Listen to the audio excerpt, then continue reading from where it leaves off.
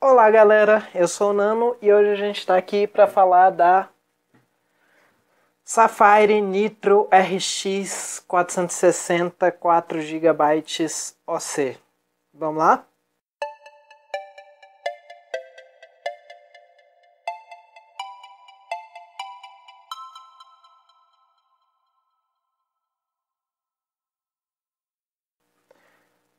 Bem, tirando o longo nome à parte, essa é a RX 460, na verdade é uma das duas RX 460 que a Sapphire está no mercado atualmente.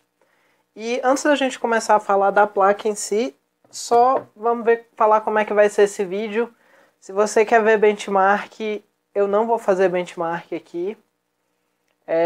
Eu até poderia fazer algumas benchmarks, mas eu não teria como comparar com outras placas de vídeo. Então, assim, o meu foco não é benchmark. Se você quiser ver benchmark, eu vou pôr na descrição alguns links de reviews muito bons. São reviews em inglês, mas se você quer ver só as benchmarks, é só entrar nos reviews e ver os gráficos. Tem gráficos em vários jogos diferentes, comparando com várias placas diferentes. Então, se você quer ver benchmark, eu vou pôr o link de alguns bons benchmarks na descrição. Esse vídeo eu vou falar um pouco sobre essa placa aqui especificamente, essa placa da Sapphire, as características físicas dela e o que ela tem.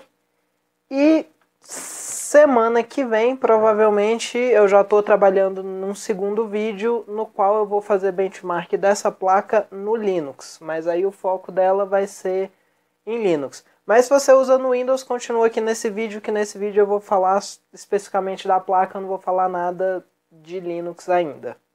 Bem, vamos começar então. Essa daqui é uma RX 460 fabricada pela Sapphire. A Sapphire, para quem não conhece, é uma das fabricantes de placas AMD mais renomadas que a gente tem hoje aí no mercado. Ela vem com 4 GB de memória gráfica. A 460 ela tem versão de 4 e de 2 GB. Essa daqui é a versão de 4 GB. A RX 460 ela usa a arquitetura nova da AMD, a arquitetura Polaris. Esse chip aqui ele tem 896 Stream Processors e a Sapphire fez um overclock nessa placa aqui de fábrica.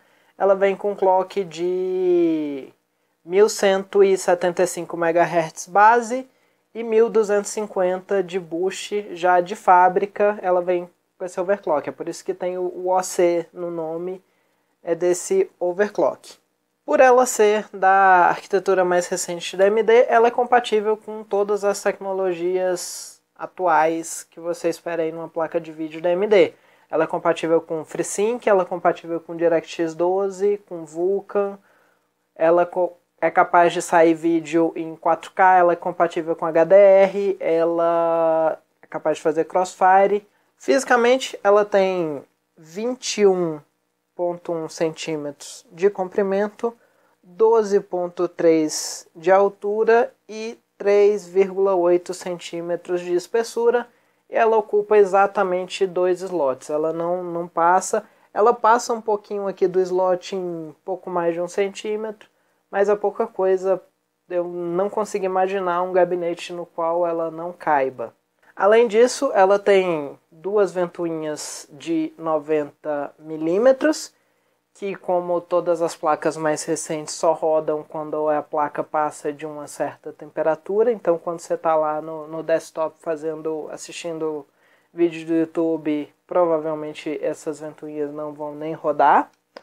Elas vêm com um sistema novo que a Sapphire criou. Essa daqui eu já te deixei já quase solta, que você consegue remover a ventoinha com apenas 2 parafusos. Tem um parafuso aqui, outro aqui, você tira esses 2 parafusos e aí ela tem esses contatos aqui metálicos que encaixam e ligam a ventoinha. Não é a única fabricante que está fazendo isso, mas até agora é a melhor implementada numa RX 460. A Sapphire ela diz que o objetivo disso é, se você tiver um problema de ventoinha, você pode facilmente tirar a ventoinha e eles mandam uma ventoinha nova para você. Eu quero ver isso funcionando aqui no Brasil. Lá nos Estados Unidos eu tenho certeza que vai funcionar. Você vai ligar para eles ou mandar um e-mail. Na mesma semana vai estar chegando uma ventoinha nova pelo correio. Mas quero ver se isso vai funcionar aqui no Brasil. Eu não sei nem como é que funciona a garantia da Safari aqui no Brasil. Essa placa ela foi comprada aqui no Brasil, mas eu não sei como é que funciona a garantia deles aqui. E esse sistema aqui, a Safari chama de Quick Connect, é o melhor implementado numa 460. A XFX ela tem um outro, que no lugar dos dois parafusos ele tem um clipe aqui na lateral, que você aperta e puxa a ventoinha. Só que a versão deles da 460, no lugar de ter esses contatos metálicos, ela tem um fio que passa por baixo do cooler e vai para baixo do dissipador e liga na placa. Ou seja, é uma coisa totalmente não prática. Mas nas placas mais high-end da XFX, eles têm o sistema de contato metálico. É só na 460 que não tem. Sendo assim, essa daqui, das placas que eu já vi com esse sistema, de 460 é a que tem esse sistema melhor implementado. O dissipador de calor dessa placa não é dos maiores que eu já vi, mas ele está bem dimensionado para uma placa de baixo CDP. Essa placa ela gasta pouquinha energia e dissipa pouco calor, então o dissipador está bem dimensionado. Ele tem 2 heat pipes, vai um para baixo de cada ventoinha para distribuir o calor nas aletas de metal. E o dissipador ele faz contato direto com as memórias, então não corre risco de acontecer o que está acontecendo com as placas da geração atual da EVGA. Eles não refrigeraram as memórias adequadamente. Apesar de que uma placa low-end como essa eu acho muito difícil a memória esquentar ao ponto de dar algum problema. E apesar das memórias estarem em contato direto com o dissipador de calor, os VRMs eles estão só com a chapinha metálica, eles não têm contato direto com o dissipador. Eles têm uma chapinha metálica que atravessa o comprimento da placa toda, encostando neles, mas não tem contato com o dissipador. Não é a situação ideal, mas de novo, numa placa de baixa performance como essa, eu acredito que não vai dar nenhum problema por isso. Acho muito difícil um VRM sobreaquecer numa placa dessa. Esteticamente, essa placa ela segue o padrão da geração atual da Safari. Então ela é bem parecida com a 470 e com a 480 da Safari. Eu pessoalmente gosto muito desse design. A única coisa que eu não sou muito fã é essa linha prateada aqui. Eu acho que na 470 e na 480, como o nome Safari tem LED RGB, você pode mudar a cor dele. Isso faz com que não chame a atenção tanto dessa linha prateada. Na 460 você tem a linha prateada e o nome escrito em prateado. Então eu não sou o maior fã do mundo dessa linha prateada aqui. Mas isso é uma questão bem pessoal. Essa placa aqui especificamente, ela não tem backplate. Era de se espantar se ela tivesse nessa faixa de preço. Mas apesar da falta do backplate, eles conseguiram uma estética bem bacana aqui na parte de trás. Fizeram a placa toda preta fosca e colocaram essa logo aqui Nitro na ponta da placa. E essa logo ela tem aqui por baixo 4 LEDs azuis que quando eles acendem por baixo, a luz através da placa amarela acende essa logo Nitro em verde. A ideia é bacana, mas a execução fica um pouquinho a desejar, só pelo fato que eles tinham o objetivo de criar uma luz verde, e como aqui é bem aberto, você acaba iluminando boa parte dos seus outros componentes do PC de azul. Então você tem para baixo da placa um monte de coisa iluminada azul, e em cima um logotipo verde, ficou meio perdido as duas cores. Eu pessoalmente não acho ruim, porque a cor que meu PC normalmente fica é bem parecida com a cor do LED azul da placa, que eu tenho iluminação no meu PC. Mas talvez para alguma outra pessoa que seja um pouquinho mais preocupada com manter tudo padrão, isso seja um problema. Eu acho muito difícil alguém se importar por isso, mas ele tem essa questão que ela ilumina as coisas que estão aqui nesse rumo de azul. E essa logo aqui a gente pode ver o quão menor essa placa poderia ser, que aqui os últimos 5 centímetros da placa só tem a logo, os LEDs que iluminam a logo e o conector de 6 pinos. Ou seja, essa placa ela poderia ser desse comprimento aqui.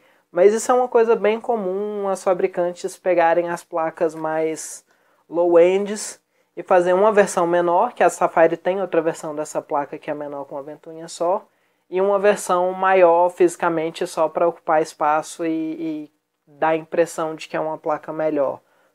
Praticamente toda fabricante faz isso nas placas mais low-ends.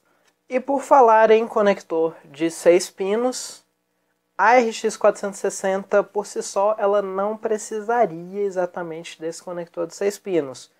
O chip da 460 ele consegue puxar toda a energia que ele precisa do slot PCI. Ele não precisava. Mas a Safari resolveu colocar esse conector mesmo assim para ajudar aí na entrega de energia para o chip e dar uma melhorada na estabilidade do overclock dela. Isso é outra prática bem comum. E além disso, esse conector de 6 pinos ele está numa localização um tanto quanto atípica. Normalmente as placas, o conector de 6 pinos, ela sai aqui para o lado. A Safari ela escolheu pôr para o fim da placa. Na verdade, eles fizeram isso em toda a série RX. Todas as placas RX da Safari, o conector está saindo aqui para trás no lugar de sair do lado da placa. Esteticamente é mais limpo, você não tem aquele fio saindo aqui da lateral da placa, mas ele aumenta o comprimento efetivo da placa. Então, quando você for ver se a placa cabe no seu gabinete, você tem que considerar que vai ter um conector saindo aqui, aumentando mais pelo menos uns 2 centímetros. Quando você considera o comprimento do conector mais o espaço que os cabos precisam para fazer uma curva e sair para o lado, você vai aumentar aí o comprimento efetivo da placa com esse posicionamento do conector. Tem suas vantagens, tem suas desvantagens. Essa placa aqui, ela funciona em PCI Express 8X, você pode ver aqui que metade do conector PCI Express não tem pino, mas eles fizeram o conector todo 16X. Eu tenho a GT710 que está rodando aqui agora, que ela também usa um conector 8X, e eles cortaram o conector aqui no início. Quando acabam os pinos, ela encaixa no slot 16X, mas não com a mesma firmeza. Essa daqui, eles mantiveram o conector até o fim, apesar dele não ter pinos, e colocaram a travinha aqui para ela fixar de maneira mais firme. Ela usa PCI Express 3.0, mas como toda placa PCI Express 3.0, ela vai ser compatível com PCI Express 2.0 e com PCI Express 1.0. O padrão PCI Express até o 3.0 ele é intercompatível. Você pode pegar a placa de qualquer geração e ligar no slot de qualquer geração que vai funcionar. De saída, a gente tem uma DisplayPort 1.4, um HDMI 2.0B, e além disso ele tem o conector DVI Dual Link. O DisplayPort 1.4 e o HDMI 2.0 vão ser compatíveis com 4K a 60 frames, e o HDMI 2.0B vai ser compatível com HDR. Uma coisa que já está bem comum nas placas das últimas gerações é ela não tem nenhuma saída analógica. Você pode ver que aquela cruzinha aqui da ponta do DVI, que era onde tinha você ligava aquele adaptador de DVI para VGA, essa placa não tem. Então, se você tiver um monitor VGA, você vai precisar de um adaptador ativo. Pode ser um adaptador de DisplayPort para VGA ou um adaptador de HDMI para VGA, é o mais garantido. Você comprar um adaptador de DVI para VGA, provavelmente você vai comprar o adaptador passivo, que é aqueles adaptadores que vinham nas primeiras placas que tinham DVI, e ele não vai funcionar. Essa placa não tem a saída VGA aqui embutida na DVI. Por último, vamos falar de preço. Eu paguei nessa placa aqui R$630. Você acha 460, acho que deve conseguir achar até por uns R$550. E ela tá na faixa de preço que eu pessoalmente considero o mínimo. Se você vai comprar uma placa de vídeo, você tem que gastar no mínimo isso. E para o mínimo para essa faixa aqui. Não é nem que as placas mais baixas do que essa não vão conseguir ter performance, não vão conseguir rodar nenhum jogos. Muitas vão rodar muitos jogos. Só que o custo por performance dessas placas mais baratas é muito ruim. Elas são pouca coisa mais barata para muita performance a menos. Então, quando eu considero o mínimo de uma placa de vídeo, eu acho que você deveria considerar isso aqui. A 460 é uma boa opção que está aí na faixa do mínimo. Você tem também a 950, que está mais ou menos na mesma faixa de preço. Talvez até a 750 Ti. A 750 Ti está começando a ficar fraca demais para o preço que ela custa, mas ainda é desconsiderar. A 360 e a 370 talvez também. Essa placa aqui eu considero que ela tem um bom custo para a performance dela. Ainda não é o ponto ideal. O ponto ideal seria você gastar na faixa de entre R$1.000 e R$1.500, pegar uma 480 ou uma 1060, pegar uma placa um pouquinho mais cara, mas que vai ter bem mais performance que essa daqui, mas ela já está num custo por performance bom. Se você aceitar algumas limitações dela, ela vai te entregar uma performance boa. Se você, alguns jogos mais recentes, mais pesados, você não vai conseguir rodar no Ultra, você vai ter que baixar o gráfico para o médio, e às vezes não vai nem conseguir 60 frames por segundo. Mas em todos os jogos, se você estiver disposto a baixar a qualidade, você vai ter uma frame rate jogável com essa placa aqui. Eu pessoalmente recomendo que você pegue a versão de 4 GB, porque já tem muito jogo hoje no mercado que simplesmente não é jogável com placa com 2 GB. Ele usa mais de 2 GB de memória de vídeo, e memória você tem que ter o suficiente. Se você tem o suficiente, ela não vai afetar a performance do seu jogo. Mas se você não tiver o suficiente, o jogo vai ficar praticamente impossível de jogar ele. O frame rate cai muito, os frames ficam erráticos, o tempo entre um frame e outro fica completamente irregular quando você não tem memória suficiente. Então, vale a pena gastar um pouquinho mais e pegar a versão de 4 GB dessa placa. E é pouca a diferença entre a de 2 e a de 4. Bem, então é isso, pessoal. Espero que vocês tenham gostado. Qualquer dúvida, como sempre, podem comentar abaixo. Semana que vem eu vou fazer o vídeo com os testes dela em Linux. Eu sei que eu prometo vídeo e não entrego, mas esse eu vou entregar. Como sempre, se vocês tiverem gostado, deem like aí no vídeo, se inscrevam no canal para mais vídeos. E só lembrando, a gente ainda está com sorteio de 10 jogos aberto. O movimento está meio fraquinho no vídeo, mas o sorteio vai ficar aberto até a gente chegar a 1.000 inscritos. Então, se você quiser concorrer aí a 10 jogos bacanas, eu vou pôr na descrição o link do vídeo do sorteio. É só dar like, escrever e comentar no vídeo do sorteio. E vou pôr uma anotação também agora no fim do vídeo. Depois que eu terminar de falar, vai ter uma anotação para esse vídeo também. Então, participem lá no vídeo. Ele vai ficar aberto até o canal chegar a 1.000. Nem que isso demore 1 ano.